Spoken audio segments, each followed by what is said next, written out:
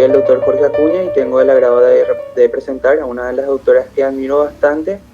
Ella es la doctora Silvia Carolina Castellano de León, es de Guatemala. Muy buenas tardes o buenas noches ya, doctora.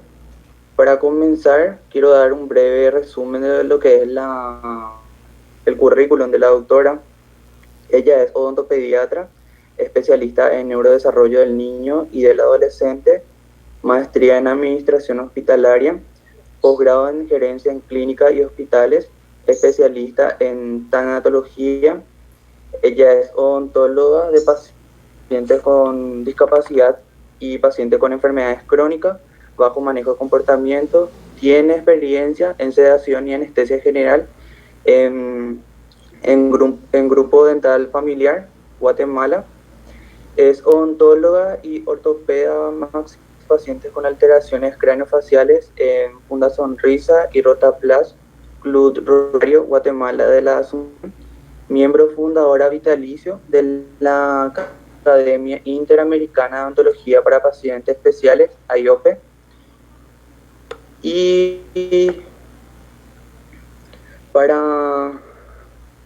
como también es conferencista nacional e internacional sobre temas relacionados al manejo de pacientes con discapacidad en el consultorio odontológico y quirófano. Como resumen, para iniciar esta conferencia, el manejo del paciente con diagnóstico de parálisis cerebral es muy importante y es un gran desafío para el profesional odontólogo como también para su equipo, ¿verdad? Lo que hace necesario implementar protocolos de asistencia dentales y manejo de comportamiento más cómodos y seguros. Bueno, con esto quiero dar inicio a lo que sería la charla con la doctora Silvia. Bienvenida, doctora Silvia, una vez más. Muchísimas gracias por estar con nosotros en este segundo webinar de la sociedad. Y nada, podemos iniciar cuando usted indique. Quien se ha visto en los ojos de un paciente con parálisis cerebral o con discapacidad puede decir que ha visto la mirada de Dios. Amigos, muchísimo gusto. Mi nombre es Silvia Castellanos. Soy odontóloga en discapacidad en Grupo Dental Familiar y para mí es realmente un honor poder compartir con ustedes un poquito de nuestro quehacer en Guatemala. Antes que nada, quiero darle las gracias a Dios y a las instituciones a las que yo me debo. La Academia Interamericana de Pacientes Especiales, la Universidad de San Carlos de Guatemala, la Pontificia Universidad Javeriana, Bogotá, Colombia, Grupo Dental Familiar y Funda Sonrisas, que es una institución que ha nacido en el corazón de Dios, donde atendemos a niños de escasos recursos con alteraciones craneofaciales o con problemas neurológicos que no pueden ser pacientes regulares. Antes de empezar con nuestro tema, vamos a decirte que la parálisis cerebral es un trastorno neuromotor que va a involucrar 3 aspectos fundamentales: músculos, postura y movimiento. Estos 3 aspectos influyen directamente con la atención odontológica, porque me va a alterar emociones, expresiones y tono muscular. Al alterar expresiones, vamos a ver muchas veces que los niños están como muy serios o están haciendo su boquita así, apretándola, y aunque nosotros querramos abrir esa boquita, nos va a dificultar mucho. Pero debemos entender que no es porque ellos no nos quieran colaborar, sino puede ser por el mismo tipo de parálisis cerebral que ellos presentan. Al afectar el tono muscular podemos tener también niños muy hipoplásicos, muy aguaditos, que con cualquier cosita se nos pueden mover del sillón y nosotros tenemos que estar muy atentos a poderles maniobrar. Vamos a ir viendo poco a poco las características de estos pacientes y así vamos a ir definiendo la mejor estrategia para poderlos atender. Es necesario empezar recordando de que este trastorno de neurodesarrollo se da cuando hay una lesión en el cerebro en desarrollo. Quiere decir que puede cumplirse en 4 etapas: en el embarazo, en el parto, en el periodo perinatal y en el periodo postnatal. Aquí es donde nosotros tenemos que hacer énfasis, porque cuando más tiempo tiene de evolución la lesión cerebral, nuestros chiquitos van a tener más problemas en su desarrollo neuromotor. Podemos decir en el embarazo, por ejemplo, Puede deberse a una alteración de ácidos nucleicos, a mamitas que han tenido toxoplasmosis, citoplasmosis, o han recibido mucha radiación o han tenido algún trauma en la pancita cuando están embarazados. En el momento del parto y en el perinatal se da más que todo por asfixia. Puede ser por asfixia, puede ser por alguna hemorragia, puede ser por algún trauma. Cuando es en esta etapa, nosotros vamos a escuchar que las mamitas nos van a decir, fíjese doctora o doctor, de que dicen de que fue al momento de nacer que el nene no respiró, o fíjese que fue cuando nació que utilizaron forceps y los aplicaron mal, o demoraron mucho en sacar al bebé de la pancita y el bebé se había hecho popis y se meconeó. Entonces, todas estas interrogantes nosotros las vamos a ir conociendo conforme vayamos llenando nuestra historia clínica. En el postnatal es muy importante recordar de que la meningitis, tanto bacteriana como viral, juegan un papel muy importante. Entonces, como odontólogos, es necesario siempre recordarle a las mamitas de nuestros pacientes regulares que hay que cuidar y tener mucho cuidado con los procesos febriles. En el postnatal también hemos visto mucho el problema de algunos medicamentos citotóxicos. Y si ustedes ven en la gráfica, tenemos un otros que es bastante grande, es un 14%. Eso se da cuando tenemos bebitos de bajo peso a nacer o bebitos en partos gemelares que podrían ocasionar en algún momento que el cerebrito y el cuerpo de algún bebé se forme bien y el de nuestro otro bebé no. Estas gráficas son muy importantes porque nos clasifican de manera muy sencilla el lugar o el área que puede estar afectada en nuestro paciente. Y conociéndolos podemos nosotros ver con qué pacientes tenemos que usar una u otra técnica. Por ejemplo, un paciente monopléjico. Un paciente monopléjico es aquel que va a tener afectada solo una extremidad. Por ejemplo, un bracito, una piernita. ¿Qué vamos a hacer con este paciente? Por ejemplo, es un paciente monopléjico del brazo derecho. Entonces, en ese bracito derecho le vamos a decir a mamita que lo sobe, que lo sujete muy suavemente para que si el niño a la hora de que le estemos trabajando tiene algún espasmo o algún movimiento, no nos vaya a interferir a nosotros con el tratamiento que estamos haciendo. Un paciente hemipléjico es aquel que tiene parálisis de la mitad de su cuerpo, ¿sí? Mitad derecha o mitad izquierda. Con estos pacientes lo que tenemos que tener mucho cuidado es en el control del cuello. ¿Por qué? Porque si es un paciente que es espástico, por ejemplo, que es muy rígido, nosotros vamos a necesitar en algunos tratamientos ir moviendo un poquito la cabecita de estos niños y con ellos va a costar mucho.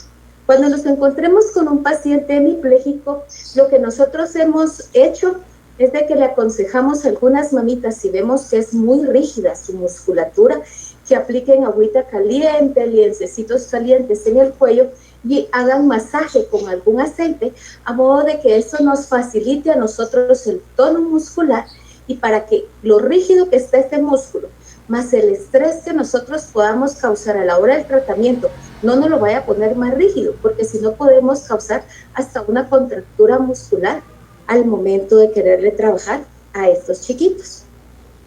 En el caso de la diplegia, puede ser una diplegia o una paraplegia. En este, pues, si es una paraplegia en miembros inferiores, lo que tenemos que tener cuidado es con el tipo de movimiento que se pueda dar. Si el niño tiembla mucho su piernita, si tiene movimientos involuntarios muy bruscos, podría ser que cuando nosotros estemos trabajando la boquita, se mueva y haya un descontrol y lo podamos molestar.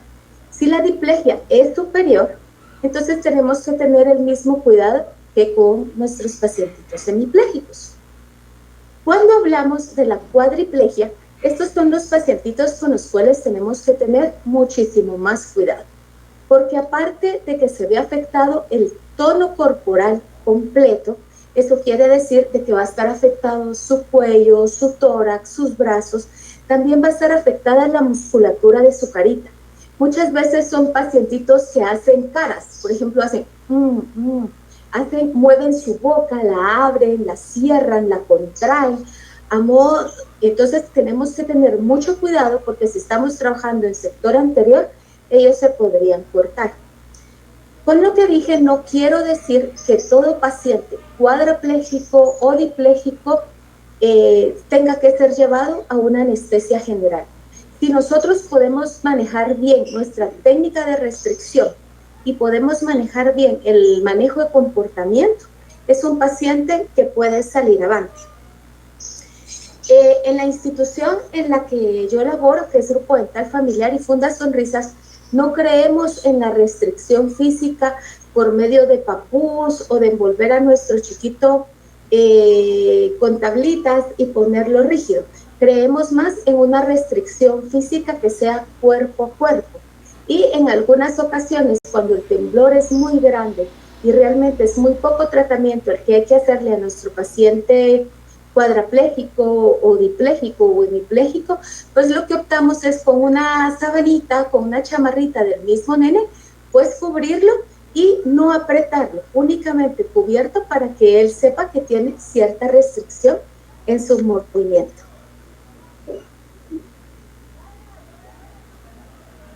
Existen muchos tipos o muchas clasificaciones de lo que es una parálisis cerebral. Para motivos de la conferencia vamos a manejar dos.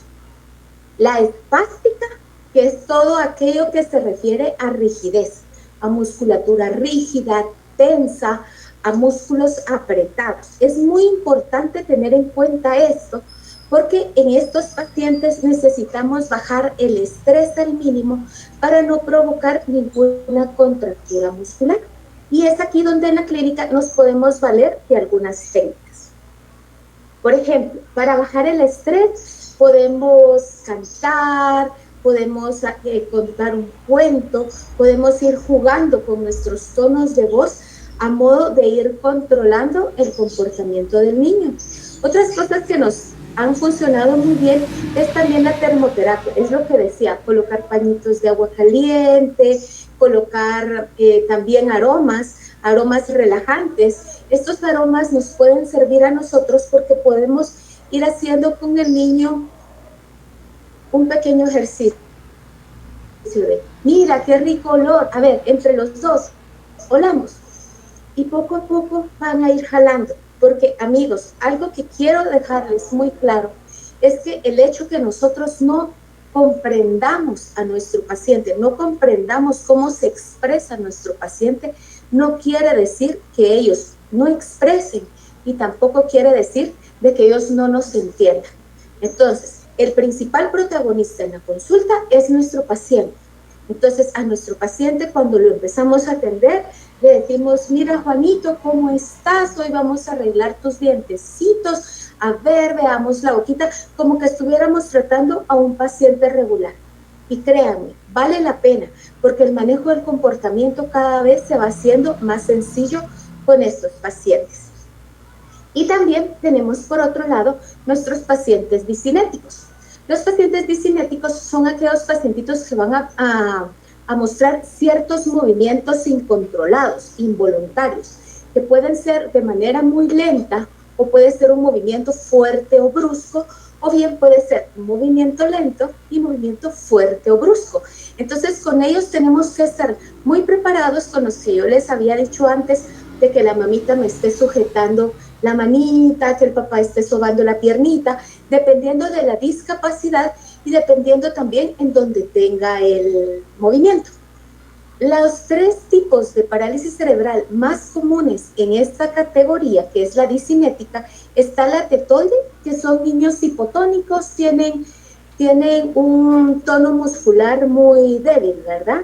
Movimientos incontrolados y lentos, por lo mismo que son muy hipotónicos, sus movimientos son lentos. La distónica, esta hay mucha fluctuación en la contracción muscular y en el movimiento.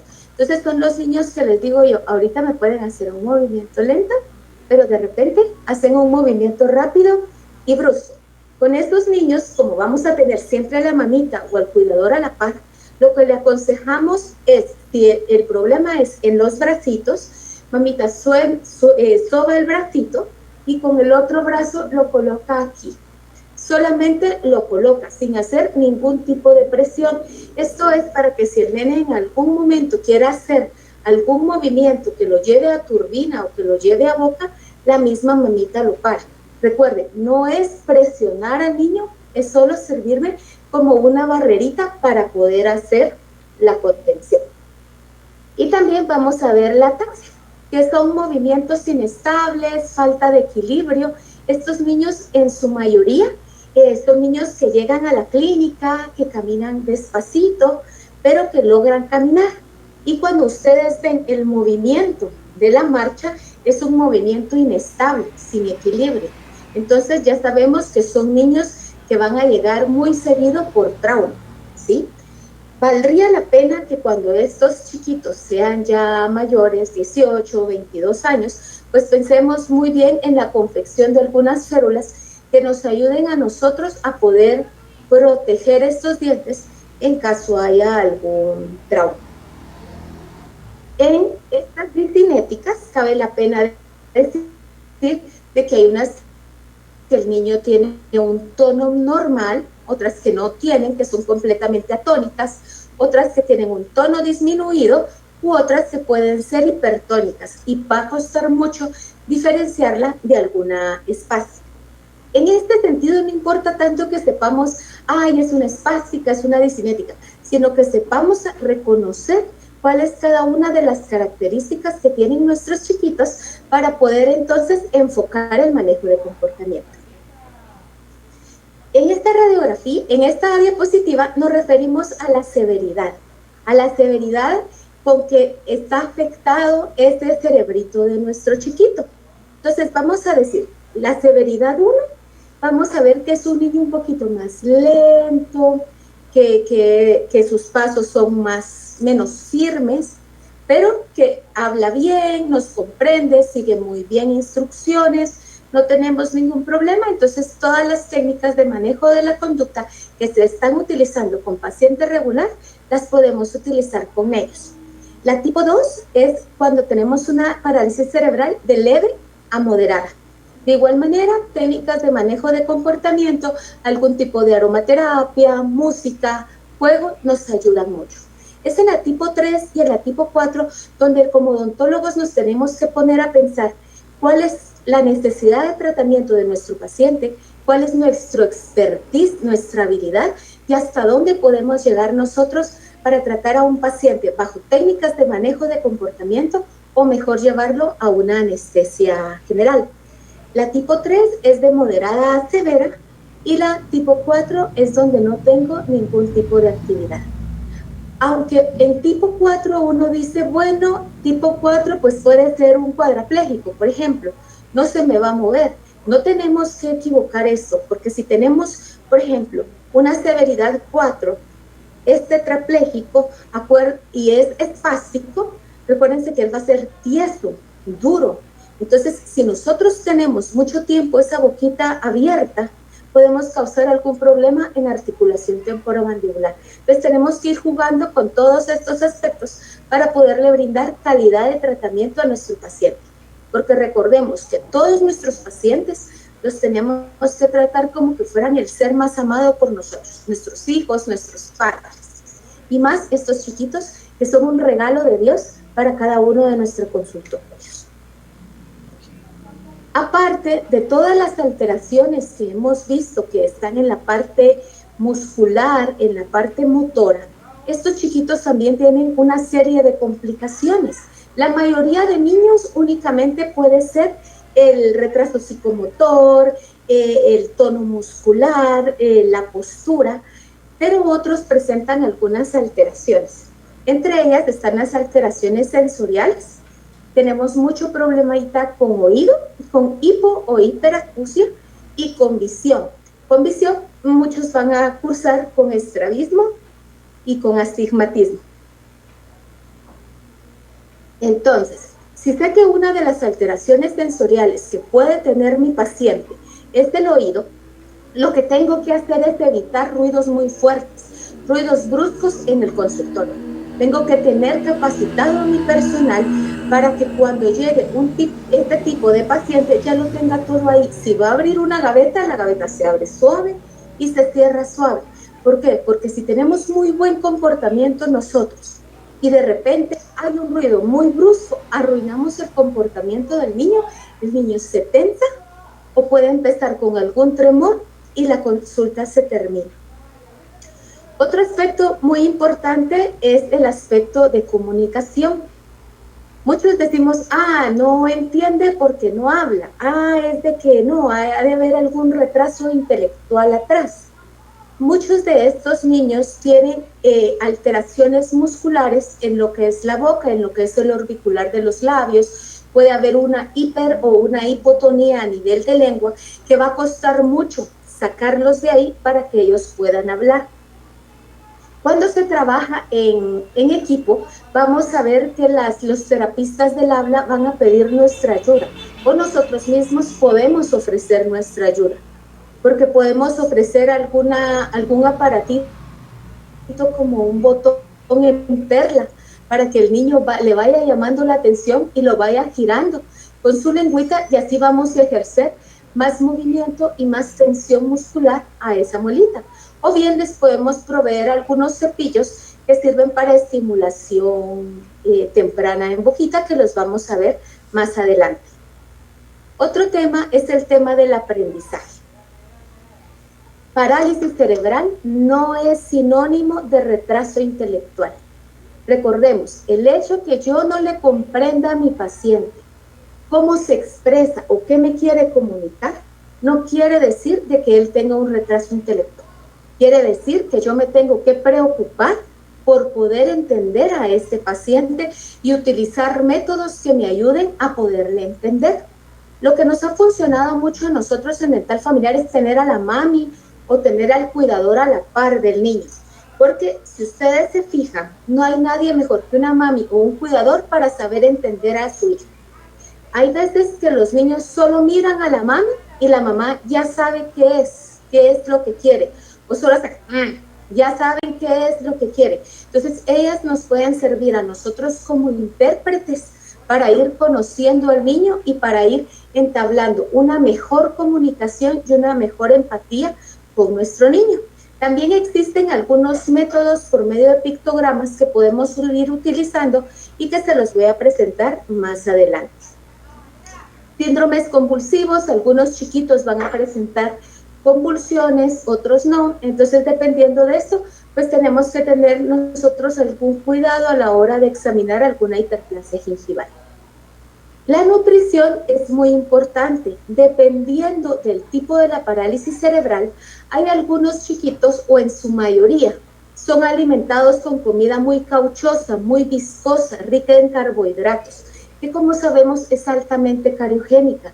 Y si a esto le sumamos que no hay cepillado, y si a esto le sumamos los medicamentos, pues vamos a tener que rehabilitar muchas piececitas. Entonces, está en nuestras manos hablarle a los papás, conocer a los papás y sobre todo empezar a abrir esa brecha de comunicación con el gremio que trabaja paciente con discapacidad, acercarnos con los neurólogos, acercarnos con los pediatras y decirle, mire, él toma este anticonvulsivo, yo le recomiendo que hagamos esto, esto y esto, y aunque no nos lo estén preguntando, nosotros lo tenemos que hacer por el bien de nuestro chiquito.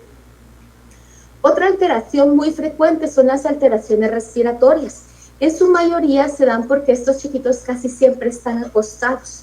Entonces tenemos mucho problema de bronquial, mucho problema de alergia, muchas neumonías. Entonces son chiquitos que tienen que ser nebulizados, hospitalizados muy frecuentemente. Dentro de las alteraciones gástricas también podemos encontrar algún reflujo gastroesofágico que me va a causar alguna alteración en la cara lingual. Entonces es muy importante revisar las caras linguales de los incisivos superiores. También es importante con pacientitos que tienen un botón gástrico, que no pueden ser alimentados por alguna otra razón, por boca, que nosotros le recordemos a los papás que aunque no sean alimentados por boca, esa boca debe mantenerse hidratada. esa boca debe mantenerse limpia, porque hay papitos que dicen, no, como no come por boca, entonces no lavo la boca.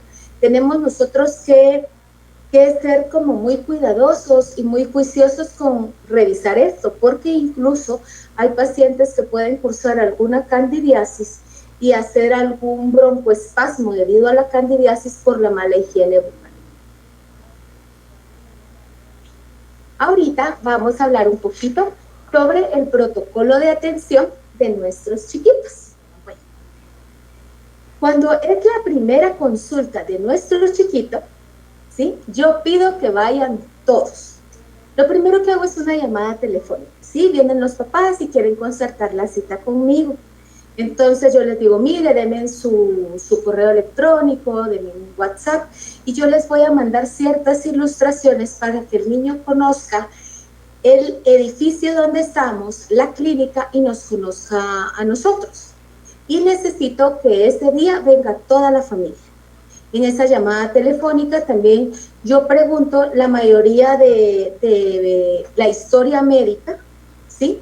Y si ellos no saben algún dato, de una vez pido que le pregunten a su neurólogo para que él ya tenga su historia clínica completa el día de su primera consulta. El día de la primera consulta, yo les pido que lleguen todos los de casa. Mamá, papá, perrito, cuidador, todos los que tengan que ver con el cuidado personal del niño. ¿Por qué? Porque muchas veces van a llegar papás, por ejemplo, y yo les digo, mire, ¿y con qué pasta están lavando el nene? No sé. Y mire, tal cosa, no sé. Entonces, para nosotros es muy importante que llegue la familia, pero más importante que llegue el cuidador. También es muy importante conocer en esa historia médica inicial que vamos a hacer cuáles son los apegos que el niño tiene o quién es imagen de autoridad en casa y quién es imagen de amor. Porque muchas veces nosotros creemos que la mamá es como que la que va a dar más amor y todo, y hay veces que es al revés, que el papá es el más suavecito, el que da más cariñito.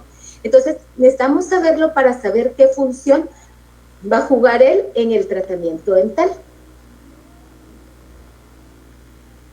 En la imagen de la derecha la pusimos porque es un trabajo en equipo, es un trabajo multidisciplinario el que tenemos que hacer con estos chiquitos. No es solo dentista y chiquito, no. Es mamá, papá, cuidador, neurólogo tratante y todo el equipo dental que vaya a estar involucrado. Porque recuérdense, lo principal es crear empatía para poder bajar los niveles de estrés. Entonces llegó el chiquito, ya lo tenemos en la salida de espera.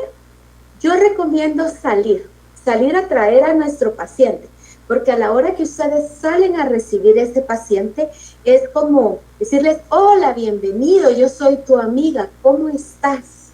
¿Sí? Darles la bienvenida, conocerlo, empezar nosotros como a observarlo mucho, ver cuál es su tipo de marcha, cuál es su postura, cuál es la aprehensión con sus manos de algunos objetos.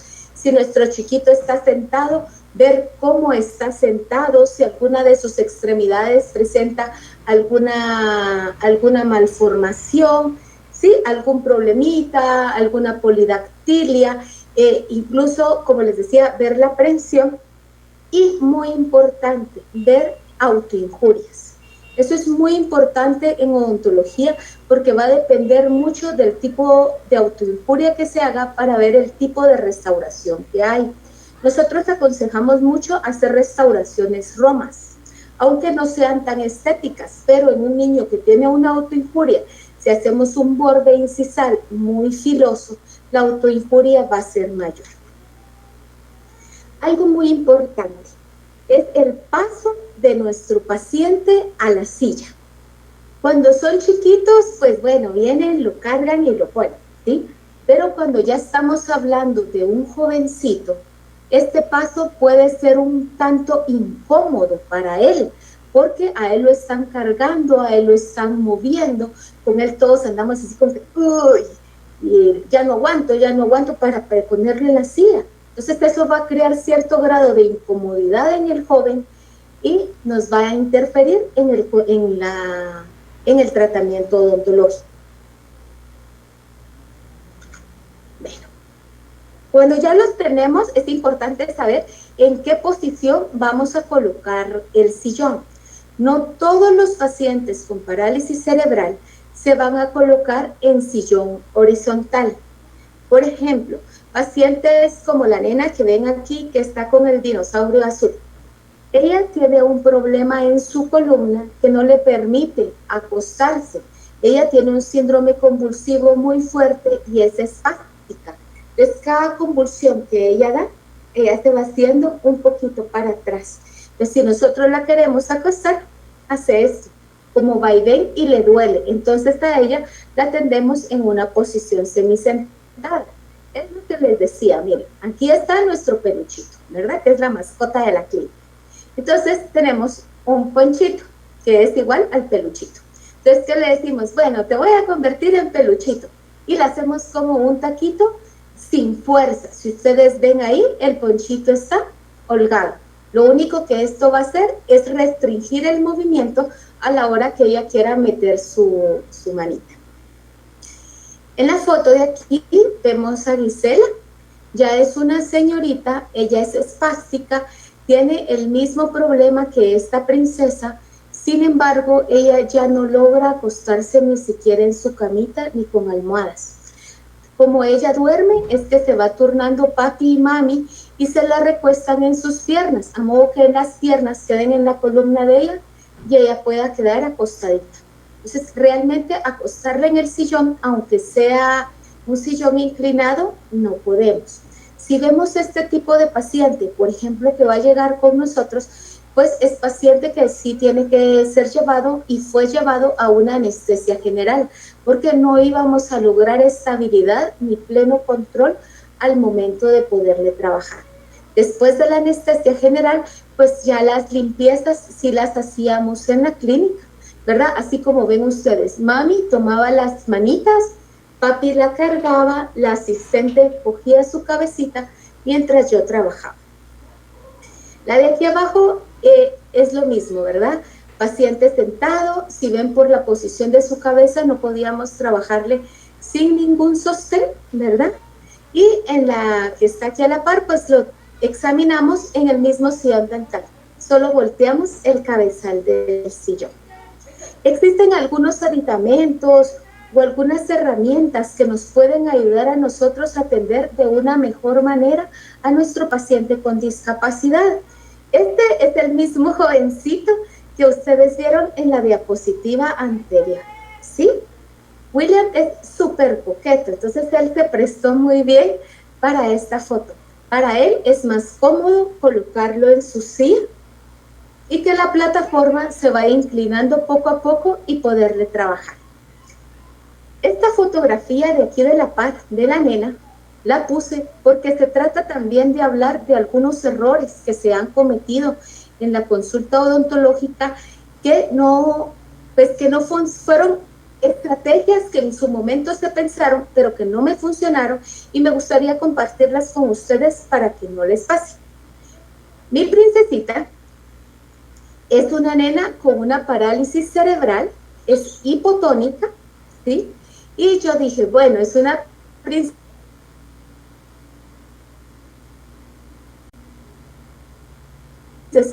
ya de 15 años, vamos a probar trabajarla en la wheelchair. Y por ser la wheelchair un aparato tan grande y tan robusto, incluso la misma asistente no lograba detenerme la cabecita al 100% y tuvimos algún problema a la hora de manipularla. Entonces, estas fotos las puse porque sí es necesario recalcar que nosotros siempre tenemos que tener el control a la hora de trabajarle a nuestro paciente. El control no solo sobre el procedimiento, sino también el control de la posición del paciente y de la fijación del paciente en nuestro sillón dental. En el examen intraoral que vamos a realizar, van a haber pacientes que nos van a colaborar súper bien, que solitos ellos van a abrir su boquita. Hay pacientes que vamos a tener que utilizar algún tipo de abreboca, ya sea como este, que es el de Molt, o bien utilizar algún abreboca de taco, con el que nosotros nos sintamos mejor. Tenemos que ver ciertas características en la boquita de nuestros pacientes y ver cómo podemos remediar la situación a largo plazo y sobre todo hacer esquemas de prevención con nuestros chiquitos.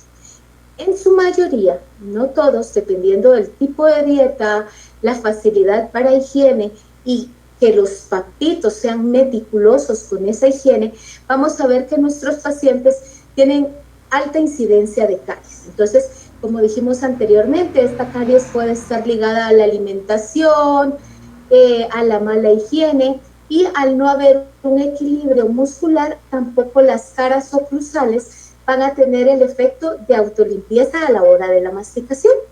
Podemos ver pacientitos con mucha hiperplasia gingival, con enfermedad periodontal asociada o no a medicamentos, pero siempre a mala higiene, ¿verdad?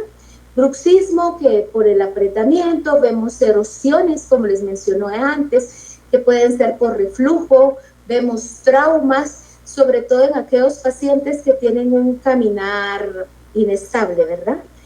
Algo muy importante que cabe mencionar, que un paciente con parálisis cerebral no va a ser sinónimo de maloclusión. Cuando tenemos nuestros pacientitos espásticos, los que son rígidos, hay muchas veces que la lengua tiene mucha fuerza, entonces ellos le empujan contra el paladar y lo que hacen es una serie de expansión, como que nosotros colocáramos un expansor en la boquita de nuestros chiquitos, ellos automáticamente se la hacen y al expandir superior, expande inferior y caben muy bien los dientes. Hay otros pacientitos que el empuje de la lengua es únicamente anterior y son paladares que vemos como más en U. Entonces, en estos pacientitos, dependiendo la facilidad para trabajarles, dependiendo qué tan comprometidos puedan estar los papitos con el tratamiento, vamos a decidir o no hacer algún expansor, hacer algún aparato como la perla que les mencioné para que nos ayuden en su terapia del habla. También vamos a ver muchas mordidas abiertas, ¿verdad? Más que todo en nuestros pacientes hipotónicos y por posición de cabecita. Algo que se me pasó decirles es esta fotografía de aquí está, que tenemos aquí. Este es un paciente que tenía un botón gástrico. Los papitos asumían que por tener botón no había que cepillar esos dientes. Entonces también tenemos que evaluar mucho eso y recalcarles la higiene a nuestros papás. En radiografías, a estos pacientes no les vamos a hacer el esquema completo de radiografías como lo haríamos en un paciente regular cuando es un paciente de difícil manejo. Con ellos vamos a manejar radiografías únicamente cuando sean necesarias. Dentro de las técnicas de manejo de comportamiento, tenemos que analizar antes qué técnicas tenemos que usar y por qué las queremos utilizar. La mayoría de estos chiquitos puede llegar con nosotros con miedo, con una actitud negativa y con mucha inestabilidad muscular. Les digo miedo porque asocian la clínica dental, la pueden asociar muy fácilmente con un ambiente hospitalario. Entonces, ¿qué es lo que nosotros tenemos que hacer? Empezar a crear sistemas de empatía. Es muy importante recordar que el lenguaje no verbal es más importante que el lenguaje verbal. Buscarle la mirada a nuestro chiquito, hablarle con cariño, en términos sencillos, en forma lenta, agarrar poco a poco sus manos, sobarla, son cosas o acciones, por así decirle, no verbales que nos pueden ayudar. Existen también algunas mascarillas, si nosotros las queremos utilizar, que ahorita están saliendo en el mercado, que se están utilizando mucho para personas que no escuchan y que solo leen los labios. Entonces son unas mascarillas planas con una ventana que está tapada por medio de un acetato. Recuerden, nuestros chiquitos nos tienen que ver sonreír, nos tienen que ver tranquilos, porque si nosotros nos estresamos en la consulta dental, pues les pegamos a ellos el estrés, ¿verdad? Entonces, aquí, ¿qué fue lo que hicimos? La técnica de diga, muestre, ya. Enseñamos espejito, fuimos metiendo el espejito en la boca. Enseñamos la turbina y la activamos. Y véanle la carita al nene, es así como que, ¿qué pasó? ¿Verdad? Es una carita de estrés. Luego fuimos jugando con la turbina, la bajamos, la pusimos en la manita, a que él sintiera la sensación, y luego la acercamos a su boquita y tuvimos muy buen resultado. Incluso si ustedes ven aquí, estamos trabajando únicamente con técnica de manejo de comportamiento. Es muy importante también saber qué tan fotosensible puede ser nuestro paciente, porque muchas veces para enfocar nosotros bien y estar nosotros bien, ponemos la luz en los ojos del paciente y esto nos puede alterar mucho el manejo de nuestro paciente, ya sea nuestro paciente regular o nuestro paciente con alguna discapacidad. Otras diapositivas con la técnica de diga, muestre, haga. Miren la primera sensación. Quisimos echar aire en la manita, gritó, lloró, se molestó. Seguimos intentando, le echamos aire después en las piernitas, en la pancita. Luego ella ya dio su manita para poner el aire y ya lo pudimos hacer en boca. Esa misma técnica la fuimos llevando siempre con todas lo que había que utilizar, ¿verdad? Muchas veces nos va a tocar trabajar con otros colegas en odontología y es necesario que nosotros sepamos escoger muy bien al team que va a componer nuestro grupo en la clínica. En este caso, pues había que hacer una cirugía de un mesodiente. Entonces, ¿qué se hizo? Se le habló al cirujano maxilofacial. El cirujano maxilofacial utiliza las mismas técnicas de nosotros de diga, muestre, haga, para poderlo trabajar. Incluso se utilizó una cámara infraoral para que nuestro chiquito viera qué es lo que se iba a utilizar. Algo muy importante, si ustedes ven aquí, la foto que está inferior izquierda, la asistente sosteniendo la cabecita, el campo no tapa la visión del niño, la obstruye un poquito, pero no la tapa, ¿sí? Mami está sosteniendo la mano que él mueve, ¿sí? Donde tiene movimientos, y yo estoy sosteniendo la otra mano. Entonces, entre todos, cantemos, escuchemos, muy bien, eres un campeón. El refuerzo positivo en estos chicos es muy importante. Es muy importante también el hecho que nuestro paciente nos conozca. Este es un pictograma estándar que yo encontré, pero cada clínica o nosotros mismos podemos ir haciendo el nuestro con nuestras fotos para que los pacientes nos conozcan y podamos anticiparnos al tratamiento dental. Existen algunos métodos que se pueden utilizar como contención. Por ejemplo, podemos usar almohadones grandes, que resulta muy fácil que si tenemos un pantalón en casa, por ejemplo, solo lo rellenamos de trapitos o de guata o de algo, y este pantalón ya lo podemos utilizar para sostener el cuello y para que él apoye sus bracitos, o bien echarle arenita a ese pantalón en la parte de las mangas y colocar abajo nosotros los bracitos del nene. ¿Esto para qué es? Para que él sienta cierto pesito y no sea tan fácil que mueva sus brazos.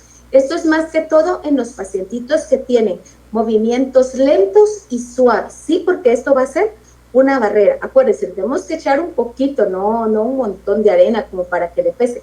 Es solo para que él sienta cierta presión y pues diga, bueno, no me puedo mover, ¿verdad?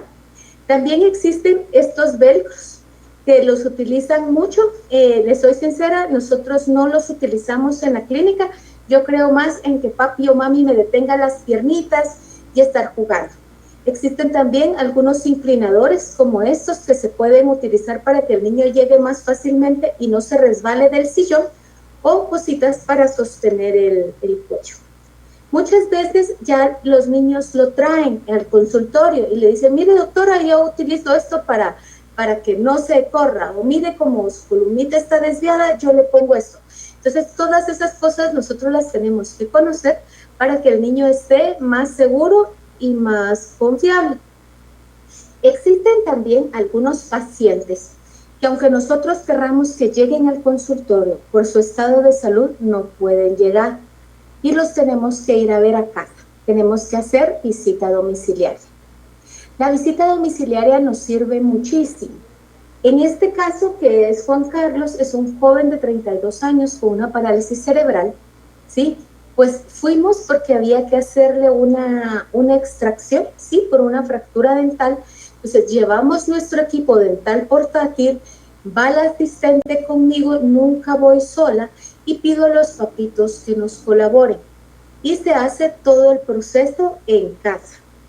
Es necesario también saber hasta dónde podemos llegar en casa, porque si en la historia clínica, por ejemplo, nos dicen que es un paciente sangrador o es un tratamiento de canales o algo así, pues es mejor trasladarlo a la clínica.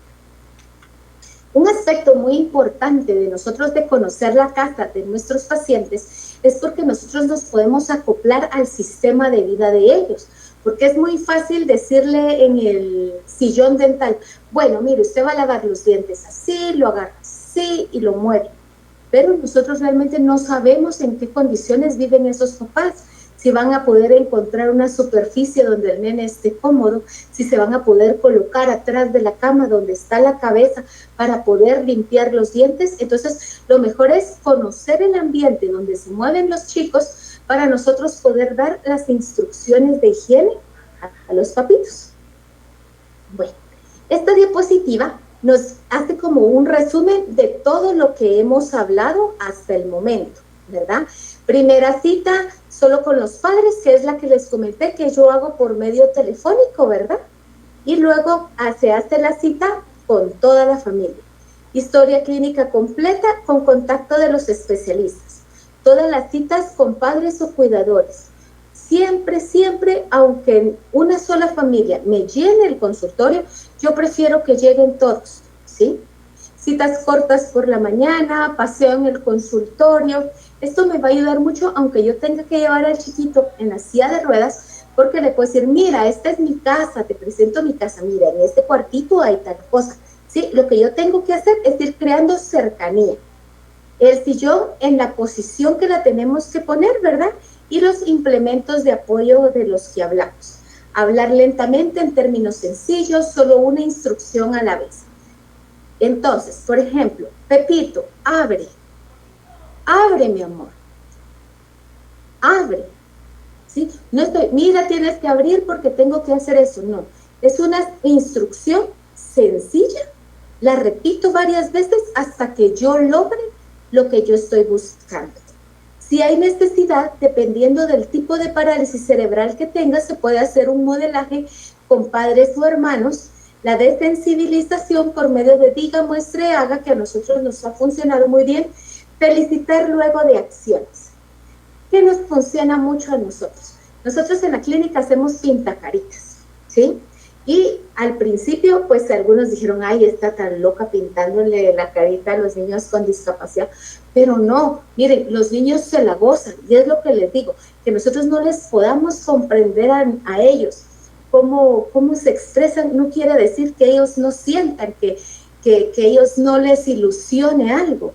Porque es aquello que, supónganse ustedes le hacen un pintacaritas, ya la otra, ya la mamá, mire, le faltó el pintacaritas, o si uno les dice, bueno, adiós, que no sé qué, porque uno tiene otro paciente, ya ellos se les quedan viendo a uno así como que, mire, mi pintacaritas. Entonces, son cositas que ustedes pueden ir manejando muy bien en el consultorio, a modo de que ellos se sientan agradados en la consulta dental, ¿verdad? O darles algún regalito. La estabilización de cabeza es muy importante. Esta estabilización de cabeza, como les repito, yo prefiero siempre que la haga la asistente dental. Entonces, ¿qué es lo que nosotros le vamos a decir al asistente dental? Que coloque sus manos en esta parte por arriba de la articulación temporomandibular y que ella se apoye en el sillón para tener mayor estabilidad. La función de esta asistente que nos está ayudando con la cabecita es únicamente esta, la cabeza. Tendríamos que tener a alguien más que nos apoye si hay que ayudarnos con la succión, si hay que pasarnos cosas, pero la asistente que está en cabecita, solo en cabecita. Felicitar luego de acciones, que sería el refuerzo positivo, ¿verdad? Tratamiento progresivo. Si el paciente lo permite y no existe ninguna emergencia, yo prefiero ir de algo muy suavecito para terminar con tratamientos un poquito más fuertes, ¿verdad? Evitar movimientos bruscos o ruidos desconocidos. El control y la cantidad de anestésico es muy importante. Nosotros debemos de conocer cuánto tiempo nos vamos a tardar aproximadamente para hacer un tratamiento, para colocar la anestesia justa. Estos pacientes no nos podemos dar nosotros el lujo de decir, no, voy a poner unos 2 o 3 cartuchos para estar segura, aunque el peso me dé para hacerlo, porque ellos se pueden morder sus cachetitos y muchas veces no nos van a avisar y van a empezar a convulsionar o van a empezar a tener otro tipo de crisis y no vamos a saber por qué es y va a ser por una úlcera traumática, ¿sí? Y si es un tratamiento muy largo, pues hacer un poquito, descansamos, jugamos, otro poquito. Ahorita vamos a hablar un poquito sobre las técnicas de higiene, cómo vamos a recomendarle nosotros a estos papitos sobre el cuidado de esos dientes en casa, sobre qué implementos utilizar. Entonces, miren, existen estas esponjitas en el mercado que son únicamente una esponjita con un palito. Entonces, estas nosotros les podemos echar pastita de dientes, la que nosotros creamos por la cantidad de flúor, dependiendo de la condición de nuestro paciente, o le podemos colocar algún enjuague o clorexidina, alguna terapéutica que nosotros querramos utilizar, con ellos va. Existen otros cepillos que son como más, otras esponjitas que son como más modernas, por así decirles, que son estas que están aquí y estas que están aquí, que son esponjitas que tienen la misma forma que las anteriores, pero tienen esta boquilla que la pueden utilizar con el aspirador de flemas los papás. Entonces, limpian la boquita y de una vez va aspirando la salivita que tiene el bebé en la boquita. Este cepillo es un cepillo muy práctico, pero en algunos países cuesta un poquito conseguirlo. Este se llama OroCare Mini y este se utiliza mucho en paciente encamado, se utiliza mucho en paciente cuadrapléjico o también lo podemos utilizar en paciente entubado. La ventaja de este cepillo es que su cabeza es muy pequeña, nos permite limpiar muy bien todas las zonas que queremos y al ser el mango extremadamente largo, nos permite incluso limpiar la sonda nasofaringea, la sonda orotraqueal que el paciente tenga para evitar de que vaya a haber alguna infección posterior. Recordemos, el hecho que limpiemos con el cepillo no quiere decir que después no tengamos que retirar esa pasta, ¿verdad? Entonces eso lo podemos hacer ya con gasitas. Hay una variación del cepillo que les mostré anteriormente y el cepillo que les mostré que era solo de esponjita. Y es este cepillo que tiene aspiración. Este cepillo que tiene aspiración, si ustedes ven en esta parte de acá, es como más gordita y tiene ampollitas que son adaptables a estas.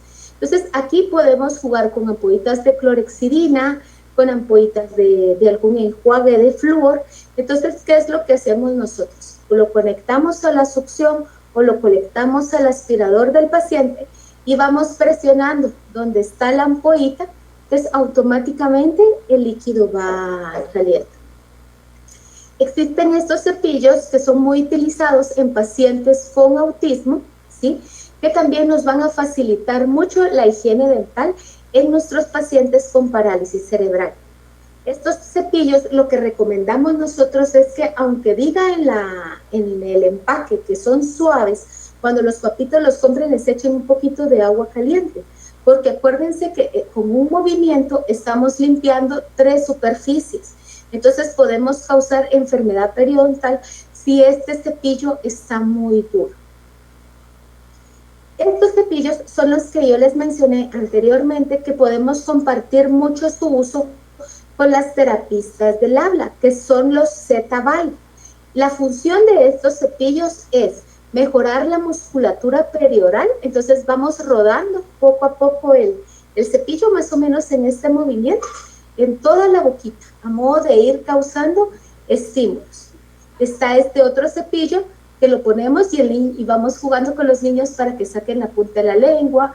Hay cepillos que tienen ciertas ranuras o ciertos piquitos que me van a ir estimulando a mí la colocación de lengua. Entonces, estos los podemos utilizar siempre que nosotros querramos trabajar con la musculatura perioral, ¿sí?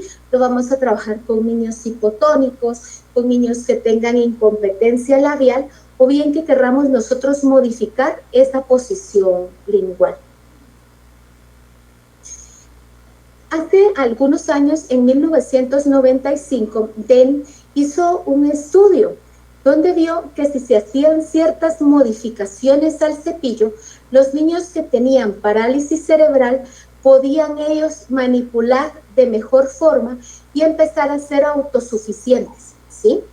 Es muy importante recalcar que lo que buscamos nosotros en un pacientito de estos o un pacientito con discapacidad es que él pueda valerse por sí mismo, ¿sí? Que él sea autónomo en la mayoría de sus funciones.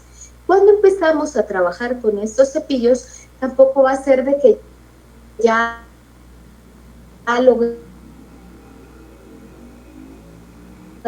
que el niño lo mete en la boca y ya lo utilice y los papás se olvidan de ellos, no. Tenemos siempre que repetir el cepillado, que los papitos estén atentos y que ellos repasen el cepillado hasta que el niño lo haga completamente bien. Y aquí nos podemos nosotros valer un poquito de pastillas reveladoras o de líquidos reveladores de placa bacteriana para hacer conciencia de los papás que el hecho que el niño se esté cepillando no basta. Existen varias modificaciones que nosotros podemos hacer en los cepillos dependiendo del tipo de parálisis o del tipo de alteración motora que se tenga en miembros superiores. Por ejemplo, si vemos que es una aprehensión difícil o es una aprehensión en la que no logro cerrar el puño, lo que hicimos aquí fue conseguir un cepillo y se le colocó silicona por adición, ¿sí? Le colocamos silicona por adición, lo metimos el cepillo y copiamos el agarre del niño. Antes de colocar la silicona, colocamos un poquito de vaselina para que la silicona no quedara pegada al cepillo, porque estos a veces tienen un poquito de textura. Entonces ya cuando ustedes tienen esta copia, sacan la silicona, le echan pegamento de zapatero, ponen la silicona y la barnizan, que puede ser con una pintura de uñas, para que esa silicona tenga más tiempo de vida. Lo podemos hacer con un cepillo un poquito más gordo, o lo podemos hacer también con los cepillos convencionales de venta libre. Hay muchos tipos de ajustes que nosotros les podemos hacer a los cepillos. Los podemos hacer con velcro, a modo que al niño no se le caiga este cepillo, ¿sí? Lo podemos hacer tal vez con un poquito de acrílico para engordar el mango del cepillo, o podemos calentar un poquito el cepillo a modo de doblarlo. Los cepillos convencionales, pues poniéndolos un poquito en exposición al calor, los podemos doblar, y ahorita ya hay empresas que traen cepillos que únicamente con la fricción de las manos ustedes pueden modificar el mango del cepillo y nos ayuda muy bien para poder trabajar con estos chiquitos. Aquí hay más ejemplos. Un niño que no tenga mucha aprehensión se puede poner una pelota como agarre, ¿verdad? Hacer el doblez, utilizar, si ven, aquí se utilizó silicona, ¿verdad? Y copió de diferente manera el agarre, manubrios de bicicleta, todo lo que a ustedes se les ocurra a modo de facilitar esta aprehensión. Una vez que nosotros ya tengamos diseñado el cepillo para nuestro paciente, es hora de ponernos de acuerdo con la terapista ocupacional, porque es ella la que se va a encargar de enseñarle a utilizar a este niño el implemento. Entonces nosotros explicamos a la terapista si nosotros podemos estar en contacto con ella o evaluando la técnica de cepillado que queremos, muchísimo mejor. Si ustedes ven, acercamiento del cepillo, se logró el sostén del cepillo y al chiquito pues lavándose los dientes. También existen los cepillos que son eléctricos. Con los cepillos que son eléctricos, pues tenemos que tener mucho cuidado, ¿verdad? Nos facilitan mucho la higiene dental en nuestros pacientitos, pero también si no lo sabemos utilizar, podemos causar alguna lesión gingival, igual con el water pick.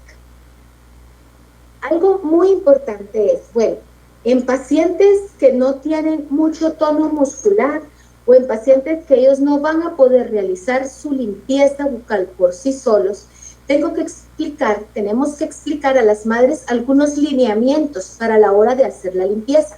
Por ejemplo, si vamos a hacer la limpieza de frente, ¿sí?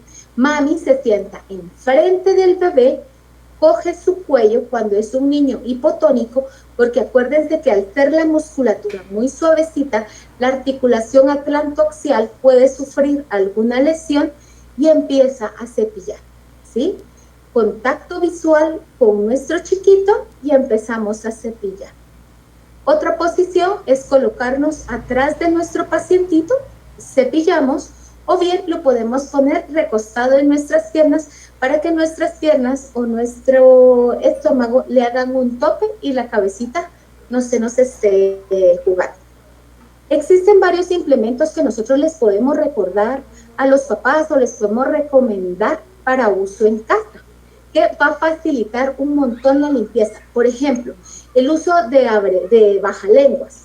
Estas son unas tablitas de madera que en lo que el paciente empieza a tener el grado de apertura para la limpieza, vamos a empezar con unas 3, 4, 5, ir aumentando la cantidad de bajalenguas, pegamos un bajalenguas con otro y luego le enrollamos, puede ser masking tape o puede ser micropor, a modo de hacer algo rígido. También los abrebocas en araña les pueden servir mucho a los papitos para cepillar caras bucales y nuestros abrebocas de taco. Cuando le pedimos a un papito que empecemos a trabajar con abrebocas de taco, pues le aconsejamos que coloquemos hilo dental en este agujerito de aquí por cualquier movimiento o que no se lo colocamos bien o que el niño si es espástico tenga mucha fuerza y lo saque con la lengua para que no tengamos el problema que después no sepamos cómo sacar el abrebocas. Recordemos que para escoger un abrebocas tiene que ser algo que haga sentir incómodo al niño.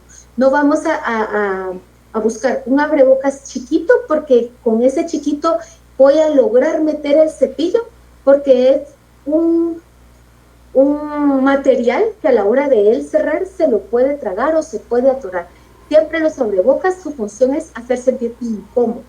Si el abrebocas cumple la función de estar bien pegadito, este es el abrebocas que quiero. Otra cosa que nos ha funcionado a nosotros muy bien son los dedos acrílicos. Estos dedos lo que hacemos es que hacemos el alginato, le pedimos a la mamita que más o menos en esta posición coloque tu dedo, lo impresionamos, llenamos en yeso y pues ya se hace en laboratorio el dedo acrílico o lo hacemos nosotros en casa, a modo de que ese dedo me sirva para que el nene tenga abierta la boca y para poder sujetar yo también con mi brazo y con mi pecho la cabeza de nuestro chiquito. Miren, me sirve tanto para el cepillado como para pasar también la gatita, para limpiar. Muchos papitos nos han comentado que este dedo acrílico también les ha servido pues para dar medicamentos, ¿verdad? Entonces les enseñamos a los papitos cómo utilizar el dedo, ¿verdad? Esta fotografía la puse porque es súper importante que recordemos que todo niño institucionalizado, todo niño hospitalizado, tiene que recibir una perfecta salud bucodental. Tenemos que estar pendientes, ¿verdad? Y decirle a los papás y hacer énfasis en el gremio médico que estar hospitalizado no quiere decir no limpiarse su boquita. Otro insumo que nos puede servir muy bien en clínica, es el abrebocas de Molt. Y vamos a hablar un poquito aquí sobre cómo la tecnología y los medios audiovisuales pueden jugar a nuestro favor. Si tenemos un chico que no se quiere lavar los dientes, pues pongámoslo como tarea a ver caricaturas, a ver historias de cómo se lavan ciertos personajes los dientes, ¿sí? Y poco a poco con la caricatura vamos a ir acercando el cepillo hasta que acepte ese cepillo en boquita. En parálisis cerebral no se da mucho, se da más en autismo, que son muy sensibles a las texturas. Entonces, eso va a hacer que nos cueste más que acepten el cepillado. Pero si nosotros les vendemos la idea y lo vamos metiendo dentro de su rutina muy poco a poco, lo vamos a lograr. El uso de pictogramas, por ejemplo, estos son los pictogramas que nosotros utilizamos en la clínica, ya sea para el cepillado o para la primera visita. Este niño de aquí es en el cepillado, ¿sí? Entonces, ven, puedo hacer empatía con él porque el papá previamente había llegado por el juego de tarjetas. Entonces, el niño ya las conocía. Entonces, al empezarlas a ver los dos otra vez, ya se me hace más fácil a mí poder crear la empatía y poder lavar sus dientecitos. Sí, aquí estamos hablando de una parálisis cerebral tipo 1, ¿verdad? Estos son los esquemas que nosotros utilizamos en las tarjetas. Por si a alguien le sirve, pues va a quedar en el archivo de la sociedad para los que lo requieran. Como les dije anteriormente, no todo paciente es para tratarlo o bajo técnicas de manejo de comportamiento o bajo anestesia general. Tenemos que saber clasificar a nuestro paciente y recordarnos que nuestra función es brindarle seguridad a nuestro paciente. Entonces, si un paciente es para anestesia general, no hay vuelta de hoja. No intentemos forzar el tratamiento. Es para anestesia general. Y agradeciéndoles infinitamente su atención. Muchísimas gracias. Fue realmente para mí un honor haber compartido con ustedes un poquito sobre nuestro quehacer en Guatemala, en pacientes con parálisis cerebral y discapacidad. Que Dios les bendiga. Muchas gracias.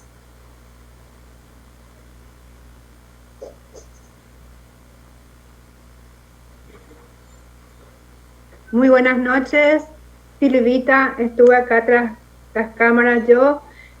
Fantástica tu conferencia.